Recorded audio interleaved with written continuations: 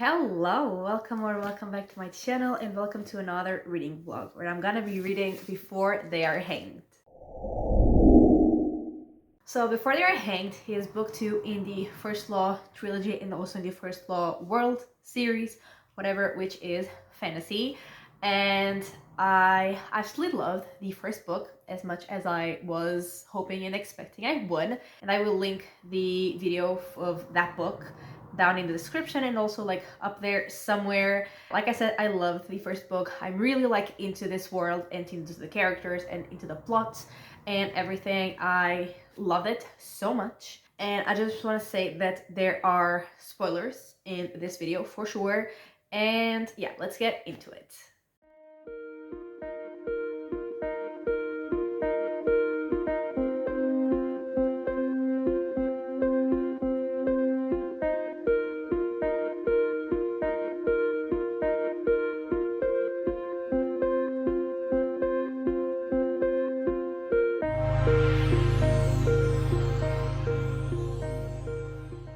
Okay, so I am 1/3 into Before They Are Hanged, which is page 191. And we start off actually following like the group of Northmen that used to know Logan. I mean, they know Logan, but like they think Logan is dead and Logan thinks they're dead. And clearly they're all alive for now.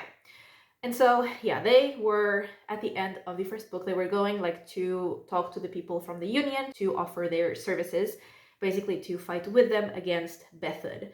And they do find some people from the Union and they do offer like their services to fight for them. And honestly, like the people of the Union are assholes and they don't like Northmen. They think that they're like some sort of savages, and so they don't want them fighting with them until they get to where West is. And West was actually basically tasked with babysitting the prince and like the parts of the army that the prince has. And so those Northmen, like they join that group. And then like towards like the end of what I read, they are like out scouting and they see that like they see a lot of destruction, and they also see that Bethod's army is like getting really close to where they are. And then with Glokta, like he went to the south and he's like pretty close to where he was tortured, so he's having those terrible memories, and he basically like he went there to figure out who killed like his predecessor basically, and like who the traitors are. And so far he still hasn't like discovered that, he still hasn't figured that out, but he is working on like protecting the city, like fortifying the walls and the army, and just making sure their enemies from the south don't attack. And like again, towards the end of what I read, Yulway, I'm not sure if that's how you say his name, but he was one of the Magi, and he was the one that was with Pharaoh in the first book. He gets there and he tells Glokta that actually like their enemies of the south are, coming to invade, and they are bringing eaters. They're bringing a bunch of eaters with them. So, they're basically like being invaded from the north, they're being invaded from the south, they are struggling. And then with the others like Logan and Bayaz and Pharaoh and Jazel, I still don't know how to say his name. And I mean, I could look it up, and I always mean to look it up before I update, but then I start updating and realize that I haven't. They are, going on their quest to the edge of the world, or whatever it's called, and we learn a bit more about like the history, and we learn that Khalul, again, not sure if that's how you say it, but like the one that has created the Eaters, he was in fact one of the Magi. I think he was the second of the Magi. And I think I said like in my video for the first book that he must have been a Magi for like to have the rules and break the second rule and all of that. And yeah, like I said, we learn more about the history, and we also learn like about the devils and how they're connected to like the sort of heroes of the past, like when Bayaz became the first of the Magi.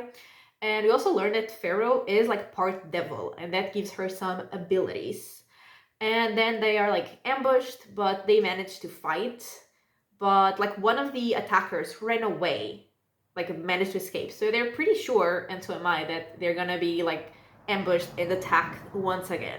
And like honestly, Jazel, he already annoyed me in book one, but like in this book, he's getting on my last nerve. Like every time he speaks, or every time he just thinks something, I want to strangle him because he is so annoying and so cocky and so like prejudiced for like against like the people from the north and also against the people from the south. And he's getting on my last nerve. I am so annoyed with him, and I mean I'm sure that's the point, but like God, it's working. And honestly, Logan is too nice. He's too nice to him specifically, to Jason. Like, please don't be nice, because he's like literally like insulting him in his thoughts and like to his face, and he's nice.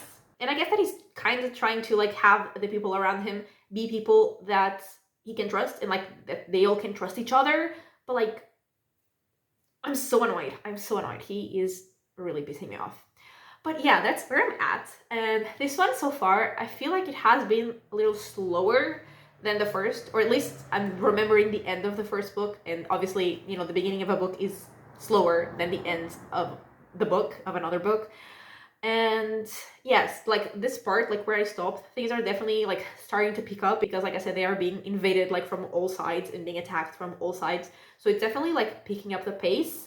But even like in the slower parts, I was really enjoying it because I really like to learn about this world and I really like the characters that we're following. Not necessarily like the characters, all of them, but like what they're doing and like learning through them what's happening. And yeah, I'm honestly like really invested in all the plot lines. And yeah, like it's getting really exciting and I am really excited to continue. But so far, so good. So far, so great. I'm really enjoying it, and yeah, I'm gonna get back to reading.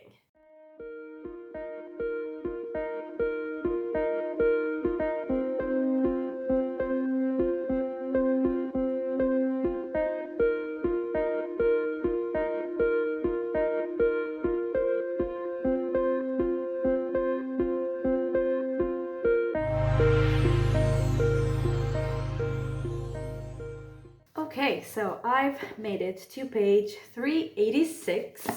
And I think I mentioned in my previous update that they were like being attacked on all sides, like north, south, and wherever Logan and Bias's group is. I think west, but I'm not entirely sure. But starting off with the north, I guess, the army of like Bethed is approaching, and West and like the Northmen suggest that they should, you know, retreat.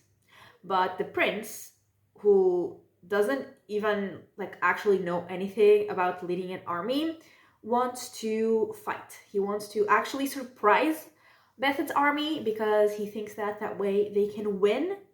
And so, you know, they do fight, and obviously they lose badly. Most people die, but West and the prince and two other people are like saved by the other group of like Northmen. And then like, I mean, when they were already losing like pretty badly, the prince was like, oh, maybe we should retreat, like when everyone was already dying, you know. But yeah, they saved them, and then they are like camping, trying to, you know, get back to the rest of the army and like to where Bethed is, and like to warn the others where exactly that army is. They are like camping, and then West sees the prince trying to rape one of the girls of like, I mean, the one girl that is like in the group. And so he actually kills the prince, which was one of the most satisfying moments in this book, because the prince was the most horrible, annoying person ever. So that was great. That was very satisfying because, I mean, I've been wanting him to do that since like the first page that the prince has been on in this book. So that was great. And then I guess moving on to the south, they are also, you know, being attacked. But Glokta has actually found out who the like traitors were. And Glokta actually manages to capture an eater. I mean, she kind of explains a bit more about like the eaters and Kalul, but like before she explains anything, she says, "The 100 words are coming. No chains can bind them. No gates can keep them out. They are coming. I am dead already. My body is nothing but dust. It belongs to the prophet, and the prophet is what they call Kalul." And then she explains like about stuff about Kalul's past. She says, Juvens was betrayed and Kalul swore vengeance, but he stood alone against many. So he made his great sacrifice and broke the second law, and the righteous joined him more and more with the passing years. I hardly remember what pain feels like now. All that was long ago. The gifts are different for each of us, strength and speed and endurance beyond the limits of the human. Some of us can take forms or trick the eye or even use the art, the way that Juvens taught his apprentices. The gifts are different for each of us, but the curse is the same. And Glokta says, you can't stop eating. And she says, not ever. And then she continues, Bias was the prophet's brother, which we already knew. Not brother as in like blood related, but brother as in like they were both magi. He is the start of this, and he will be the end. Liar and traitor, he killed his master, he murdered Juvens. Kalul will sweep the earth clean of lies and build a new order. Juvens will be avenged. It is foretold, it is ordained, it is promised. And yeah, they are, like I said, being attacked, they are being bombarded, and they are losing as well. And then Glokta gets a letter from his boss, from Sult, and he's actually called to go back to the capital. And there is where we are with Glokta. And he's like pretty sure that what awaits him is nothing good, most likely death. And then with the others, like Logan and Bias's group, they are also ambushed and they're also attacked. And like Logan and Pharaoh, they like fight very iconically. And they manage to, kill their attackers. But Jazel is actually like really, really badly hurt. And like his whole body is like broken. And he's like in a lot of pain. He's really struggling. And Logan continues to be extremely nice to him. But now I think Jazel is also like becoming a better person. At least I'm hoping. He seems to at least want to be a better person. So there's that. And when they were like talking after he was hurt, after Jazel was hurt, Logan says, a family, I did have one, and now I've got another. You don't pick your family. You take what you're given and you make the best of it. You see her and him and you. That's my family now, and I don't plan on losing a brother today. You understand?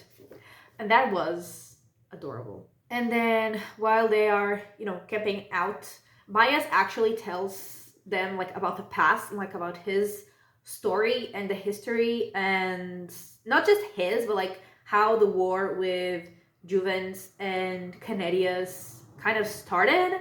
And he says, he sent me to the far north and Kalul to the south, two of the great libraries he had built long years before. He sent us there to study, separately and alone, until our tempers cooled. He thought the high mountains and the wide sea and the whole breadth of the circle of the world would put an end to our feud, but he misjudged us. Rather, we each raged in our exile and blamed the other for it, and plotted our petty revenges. I decided, fool that I was, that if Juvens would not teach me, I had to find another master. Canedius, the master maker. I went to his house and I knelt before him and I begged to learn at his feet. He refused me, of course, as he refused everyone at first, but I was stubborn, and in time he relented and agreed to teach me. My curiosity and my ambition and my thirst for knowledge drove me to stray into parts of his house where he had forbidden me to tread, and there I found his best guarded secret, his daughter.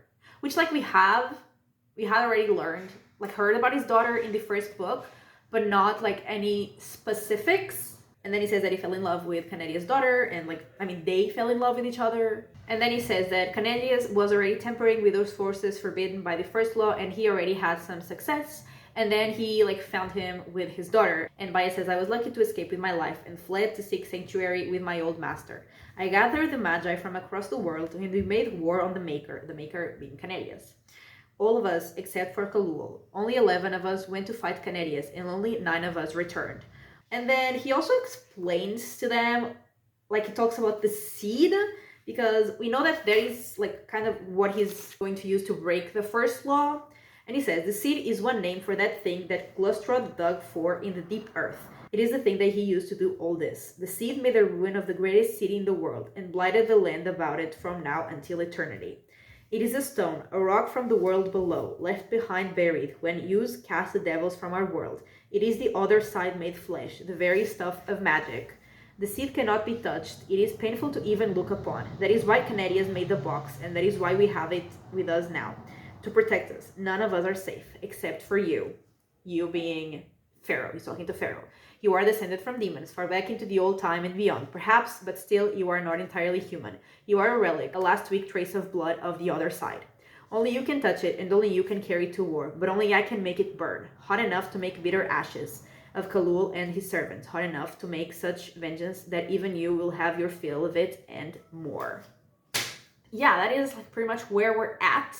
And I mean, we also learned that Logan, like we learned from Logan, that he sometimes like blacks out while he's fighting, and then when he gets back to himself, he doesn't really remember what he's done, and he is like incredibly violent, and he doesn't even know who he's hurting. So, you know, that could be dangerous.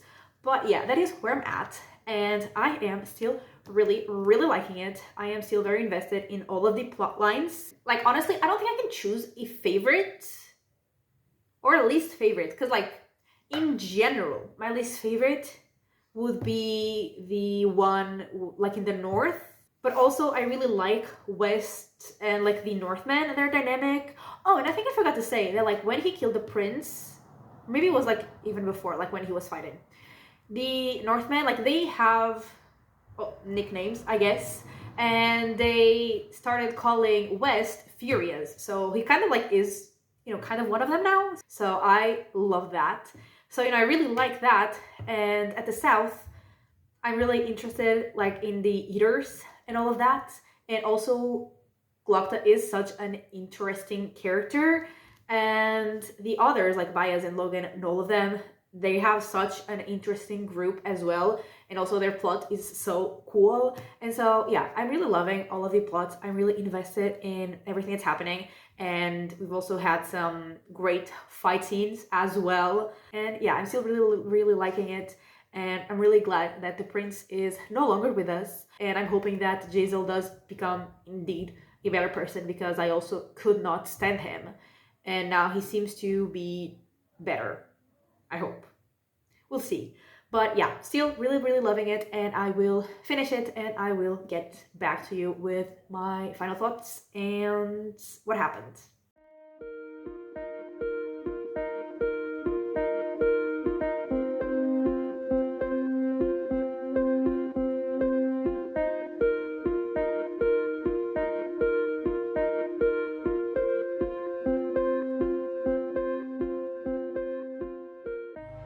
Okay, so I have finished the book, and I was wondering if the like different plot lines that we were following were gonna converge in the end, but they didn't really. They were all very separate, so I'm assuming they're all just gonna converge in the final book. And so starting off with, I guess, the North plot line, they like West and his group, they get to like they reunite with the rest, or like at least with another part of the army of like the Union. And West obviously lies about how the prince died, because, you know, if he had told them that he had killed the prince, he would obviously be killed himself for like treason. So he lies about that. And then there is like a group of people from the north, but that don't want to fight for Bethet anymore, that like start working with them, like with the Union. And they say that they have heard that Bethet has made a deal with the Shanka to like fight with them. And they're all wondering like how, because the Shanka aren't really, you know, they're not human, so they can't, like humans can't really communicate with them. But they say that Bethet's sorceress, she has found a way to communicate with the Shanka. And then there is like a huge like battle scene between the Union and Bethet's army, and it was like so long, but it was so good. And they are indeed fighting with the Shanka. Like the Shanka get there and they fight the people from the Union, and they also have like a giant. And I was really stressed out because I didn't want any of them to die. But one of the Northmen, actually like the leader of their group, who was called Three Trees, he actually died, which was very sad. And especially like the last chapter was them like basically kind of like a funeral for him, and it was really sad because I actually really like all of them. So Yeah, that happened. And also like the girl that they had in their group also died in the like during the battle because they thought that they were like in a safe spot, but obviously turns out that they weren't. But that's what happens with that plot line.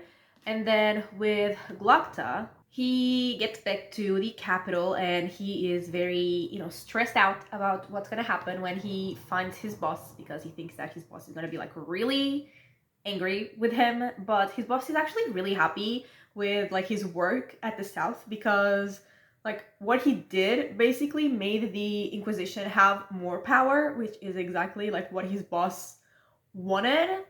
And then the other prince, like the one that wasn't in the north, he actually is murdered, and now like the king has no other heirs and the king is like pretty sick, so there is like no heir to the throne and the king is gonna die, they assume, like pretty soon. So they need to figure out like how to get a new king, and they are gonna like the people on the council are gonna basically vote, and the Inquisition obviously wants to have power over that vote. And Glokta's boss, he asks Glokta to have like to find, I mean, basically like to find who killed the prince, but not really. He wants like someone specific blamed for it. And I mean, Glokta does do that, but because he kind of has to, but he also is like actually interested in the truth, in finding out what really happened. And basically, he starts seeing that whoever killed the prince is someone that wants them to continue at war with the South. And then towards the end of the book, he's actually told or like threatened or like blackmailed to stop with his investigation. So, it seems that he's probably on the right track. And the people that, or like the person that his boss wanted to be seen as guilty was someone from the South. But Glokta is pretty sure that whoever killed the prince was actually someone from there, like from the Union. And then finally, with Logan and Bias's and all the others, their group, they get, I don't know, I don't remember where like exactly I stopped with their plot in my last update, but they were basically like ambushed and they were attacked, and Logan and Pharaoh, they get separated from the others and we see them basically fight, and Logan actually like blacks out during that fight, so we see his personality, I guess, that comes out when he blacks out and just fights and kills. And then they eventually do get reunited with the rest of their group, and like Baez explains a little more about the seed, which is what they're after. And basically like the seed is like it was given to the spirits to keep it protected and to not give it to anyone except the person that carried like Juven's staff,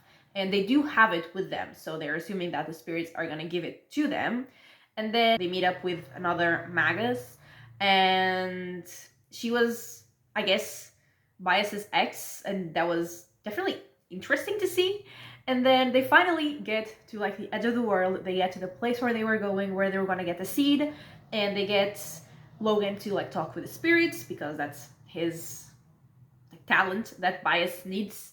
And so Logan talks to the spirits. He asks them to like for them to give them the seed, and they say that they're gonna give it to Pharaoh.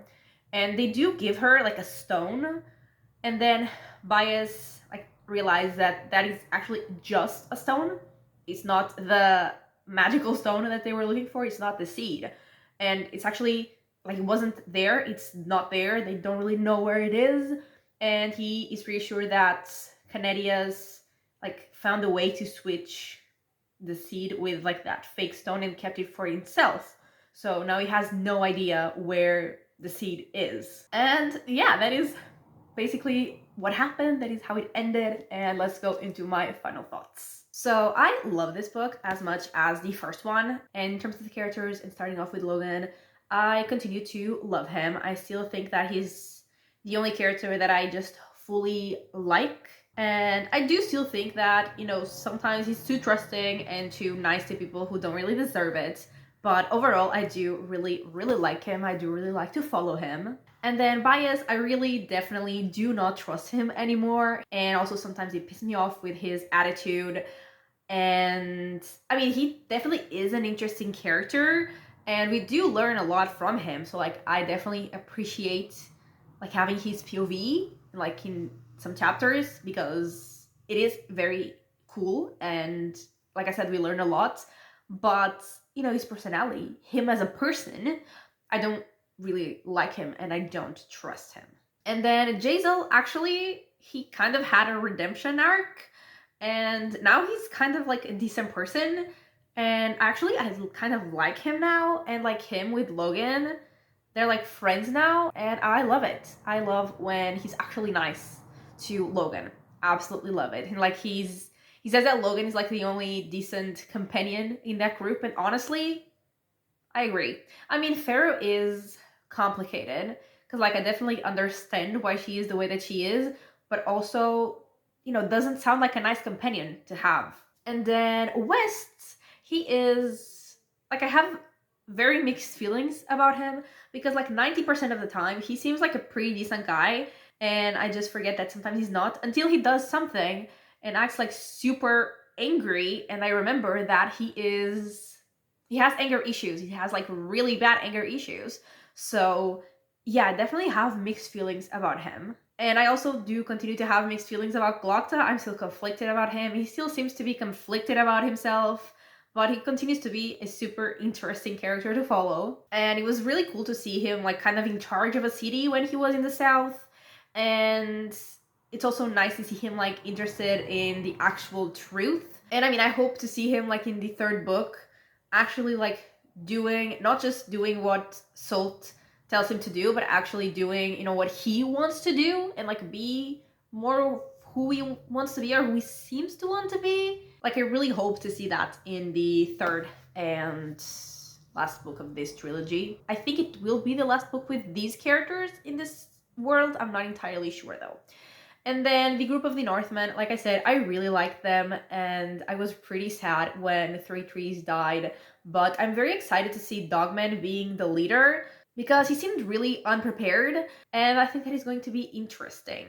And I mean, I like when they were saying that they needed a new leader, I was pretty sure that they would choose him, mostly because he's the one that we follow like the most out of that group. So I assumed it was gonna be him, but also like I do really like him, and I think it's gonna be really cool to see him being their new leader. And yeah, I continue to absolutely love this world, and I continue to love learning about the past. And at times it was, you know, pretty slow because we were just like, it's very character driven, but I do really like the characters. And I don't mean this in the way that like I love all of them. As we've seen, I don't, but they're all very like interesting to follow. So I do really love to see like the world through their eyes and learn with them. But when there is action, there is like so much action, and it's so good, and I absolutely love every single second of it. And I was really invested in all of the plot lines since the beginning. And like when we got to the end of the one where they were going like to the edge of the world, like when, you know, they realized that the seed wasn't there, it could have been like really disappointing, but actually it just got me very curious as to like what happened to it, like where it is, and like what the hell they're gonna do now, because that was like the main thing about Vias's plan, like the main thing that he needed, as far as I know, because it's not like he's, you know, telling us his whole plan, but he really needed it, otherwise he wouldn't have gone to the edge of the world to get it. But yeah, it just got me really curious and excited to see where they go next. And yeah, I mean, I loved it. I had a great time. And the fact that I loved this book as much as I did while I was like trying to not get in a reading slump, like I was getting in a reading slump, but I was trying to like battle it. And like I still absolutely loved it. It obviously says something about it. And once again, it didn't give me like the 5-star feeling, but other than that, I loved it, and I'm gonna give it the same rating I gave to the first book, which is 4.5 stars. And yeah, that is it for this book, and that is it for this video. And thank you so much for watching. I really hope that you have enjoyed it, and if you did, give it a like and subscribe, and I will talk to you next time. Bye!